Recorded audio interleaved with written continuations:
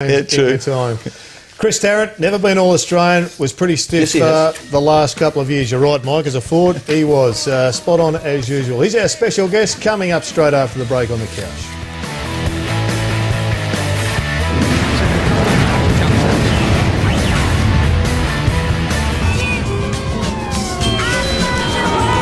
I've seen transformations before, and the first meeting I had with him, I really had to pinch myself to say it's the same bloke. And it all rests on Chris Tarrant's kick. Collingwood win! Tarrant's fourth goal has the Magpies home in the most sensational manner. He's been outstanding, totally outstanding. Tarrant! Oh, what a massive launch! That's as big as they come. Some highlights of Chris Tarrant and the thoughts from Mick Malthouse, the coach who was there in his previous life at Collingwood and welcomed him back this year. Chris Tarrant joins us on the couch, not for the first time, but certainly as an A-grade player. Welcome to you, Chris. Yeah, thanks for having me. You seem to be a troubled player in your first life at Collingwood. Obvious ability, 2003 All-Australian, as Mike pointed out, as a forward, but you went west. You've rapidly became an A-grade player and now you're clearly one of the best defenders in the competition. Why did it take so long for you to, I guess, fulfil your obvious potential? Yeah, I'm not sure if I didn't fulfil it at all at Collingwood. I think I fulfilled it in some parts. I mean, the probably consistency was where I really lacked. I think some seasons there when I was kicking regularly 50 goals, I think I was fulfilling my potential then. Then I was probably just lost my way a little bit towards 05 and 06 and injuries and a couple of other things really sort of, my body started to just let me down a little bit, and then other things that sort of, that I was contributing to that probably didn't help either. But yeah, I mean, the Fremantle situation, they were fantastic to me, and it wasn't easy at the start. The first year I was over there, I went into that season, then I ended up being dropped early in my second season, and then sitting down with Mark Harvey and Chris Scott, sort of mapped out a plan from there to try to play in defence, and since there, probably haven't looked back. Can you tell me why you picked Collingwood? Because I think it's pretty much a poorly held secret that Hawthorn had a real crack at you and thought you were the final peg, I guess, in the puzzle. Yeah, they did. They were interested. I think the opportunity to go back to Collingwood, I mean, I arrived there as a 17-year-old and had some ups and downs, as we were talking about before, but the passion to always... The club's an amazing club. Once you've played there, and even on the weekend running out in front of 89,000 supporters, and just getting those goosebumps when you first run out again, it was just that feeling that I know I've had before, that I was really itching to get back to that. Chris, Mick gave you your marching orders before you went to Freo. How did you sway him to give you a second chance? Yeah, I'm not actually sure how I swayed him. I think more so we sat down and it was a pretty general chat, and it was just over a coffee, and we had a really good chat about life and where I was heading, and what I'd been doing previously at Fremantle and how I'd sort of transformed into a defender. And he said he had enjoyment to watch me play, you know, some pretty good football as a defender, and that gave me confidence. And I think he must have walked out of sort of meeting me then and thought I'd be worth a second chance. What's the biggest lesson you learnt out of your 4 years in Perth? Biggest lesson I learnt? I mean, personally, or as a footballer, or the combination of both? Yeah, I think maybe just doing all those little things right. And I think that's where I probably struggled in the past, is why my consistency probably failed me, because I wasn't doing just all those little things that sort of make you a professional athlete. And no doubt that's helped definitely with my consistency. So Mick's noticed obviously some difference in you. What have you noticed difference in the club over the 4 years? Yeah, a fair bit. Obviously, we have the same fitness guy there and the same coach, so they're probably the two guys that really sort of, you know, run the club mostly. But I think the amount of talent that's there, they've got an incredible list, and guys that there's probably about 10 to 12 guys that I played with before, and guys like O'Brien, Maxwell and Tuvey, guys who were there when I was there, who were sort of just scratching the surface and not really playing regular football. Those guys have just improved so much, and just seeing those guys really, you know, playing some amazing football, and then you have, you know, some great young guys in Sidebottom, Blair and Beams, and these young guys coming through, it sort of just adds to those guys. You've got another one. I think when I look at him, I just wonder if he knows how lucky he is when you think about the Rockers and I guess yourself who played so many games. Jared Blair, his stats are quite phenomenal. He's been there for just a few short minutes, it seems. He's played 15 games. He's won 13. He's lost just one game. Drawn one, which was a grand final, 2 grand finals of premiership, and he's kicked 17 goals. And he just keeps getting better. And on the weekend, I think we saw him play some phenomenal footy. When you see him, do you ask him if he's just pinching himself? Yeah, he's 5'0", Jared Blair, and he's he's a great young player, and he just walks around and says how easy is this. He reminds me a bit of Benny McGlynn, actually. Yeah. You know, they're both similar type players. He can mark the ball, he's got good courage, he gets up and back, and he's got an ability to get in behind defenders. The other thing I was going to ask you was interesting, did round one, and you're standing in the corridor at centre-half back, calling for the ball, and you could always know that Collingwood were going to go down the line. You know, the difference in the game plan, I mean, I suspect at Freo you would have got that switch ball and you would have gone back out the other side. Has that been sort of not difficult to adjust, but has it been a lot different? It certainly has, yeah.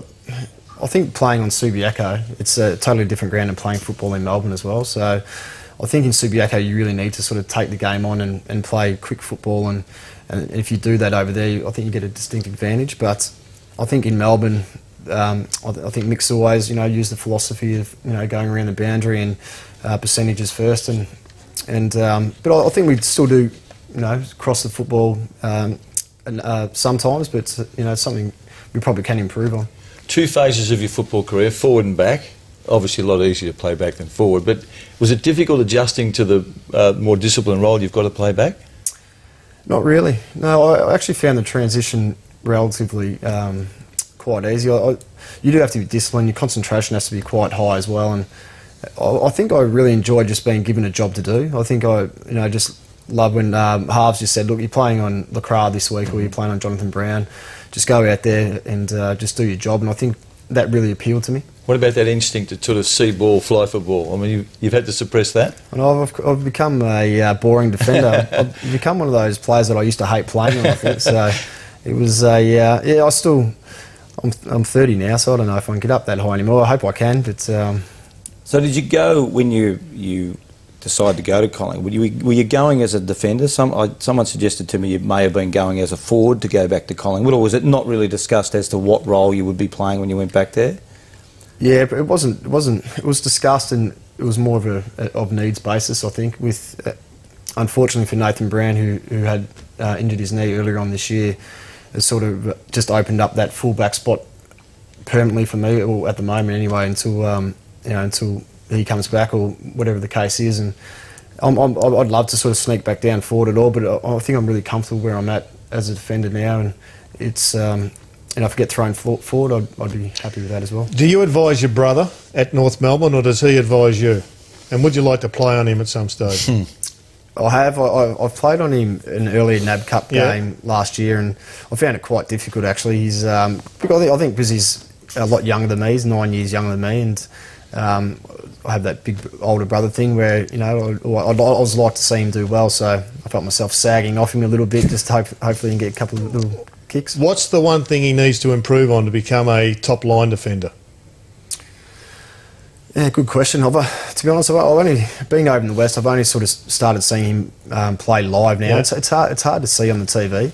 I think mainly just getting some games into him. His confidence is sort of improving every week he's playing. I think more so just getting the feel of playing AFL football, and I think he's got the talent and he's certainly got the dedication. So I think he's only played 4 or 5 games now. So I think when he reaches that 20-25 game mark, he'll become a really good player. Chris, do you want Jack Revolt this week? If that's the way, you just wait until Mick comes to you and says who you've got. Yeah, no, I don't. I rarely go and request a player. It's just always leave it up to the coach, and whatever they see is best fit. That's the way I sort of. Can I just ask you a couple about Freo? The perception on this side of the country is that, or in Perth, I think that if Matthew Pavlich played in Melbourne, he'd be regarded as an all-time great. Does he get the credit he deserves? I don't think so. No, over in WA he certainly does, but he's probably the second best player I've played with. Nathan Buckley's probably the best player I've played with, and Pav's close behind. He's a champion of the game. It's unfortunate that it's different football over in Subiaco as well. It's always one side, one crowd. Unfortunately, you never got to experience the big crowds and the big stage of. I think while we're on Freo, Mike, it's a good question. I mean, out of sight, out of mind, Freo, a little bit like the Swans. What do you think about Freo that we underrate so much? Is there something that stands out for you? Yeah, probably how professional such a young group of guys is, and that's a great credit to Mark Harvey, who's really transformed that list so quickly in the time that I was there. It was just a big clean out in 2 to 3 years. He thought, I want to do it my way, and if it works, it doesn't work, it's going to fall on my head, and I think he's done a fantastic job. Lots of good kids at Freo, Chris. Hill, Fife, Subin and those guys. Who's the best of them? I think Hill. Yeah, Hill's probably got the most upside to him. He's an amazing athlete. He's lightning quick. He can run all day. So I think in a few more years' time, his best football is definitely to come. I reckon I forgot we were talking to you as a Collingwood player now. Bucks, have you had much to do with him in a coaching sense since you've been back? Yeah, a little bit. In individual stuff, or you? No, I think mainly now you have a lot more to do with your defensive line coach. So ours is Scott Waters, the defensive coach, and mostly my times and most of the defenders' time are probably spent with him.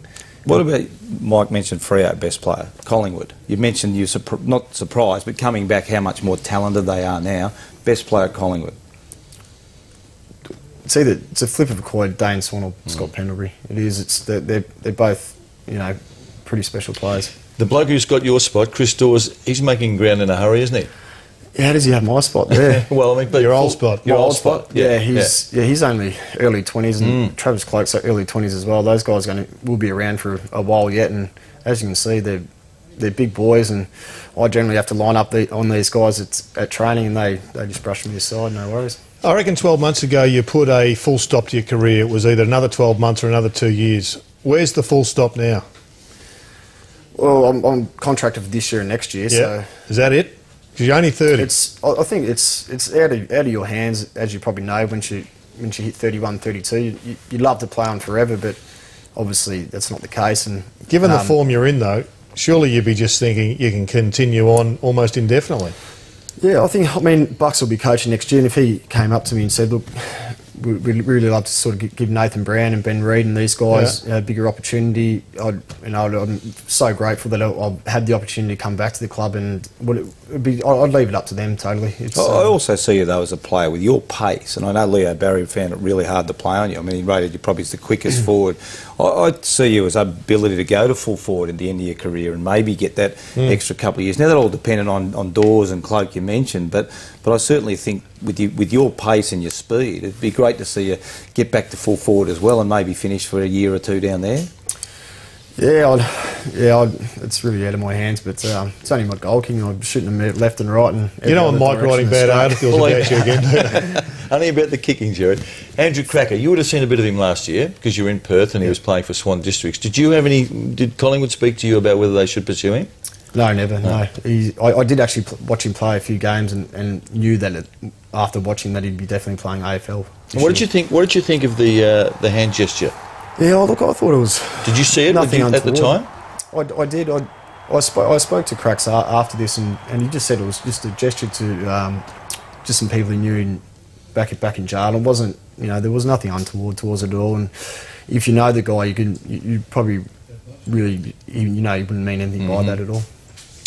Well, it's not difficult to find somebody who was upset, and I noticed there was a couple of people upset, but it didn't seem to upset too many people. It was an amazing issue, though, boys. We had the Herald Sun conducted a poll on this, and there were 11,000 responses over the weekend. Now that's massive. That's probably 25,000 during the week. So it did touch a nerve in the community. I wasn't offended by it. It was pretty much 50-50 too, wasn't it? I think it was more pronounced than that, Ruzi. I think it was a more negative response than that. Nevertheless, Chris, it's great to have you back on board. You're a fantastic defender, and hopefully you got half a dozen more years in you. I can remember when you were a forward, you were actually criticised a lot for playing up in the middle of the ground. Now you're a defender and you're probably playing more in the forward line than you were when you were there. But you've played great footy, and we wish you well for the rest of the year. Yeah, thank you. Thanks for coming in. Chris Tarrant, our special guest. More to come straight after this.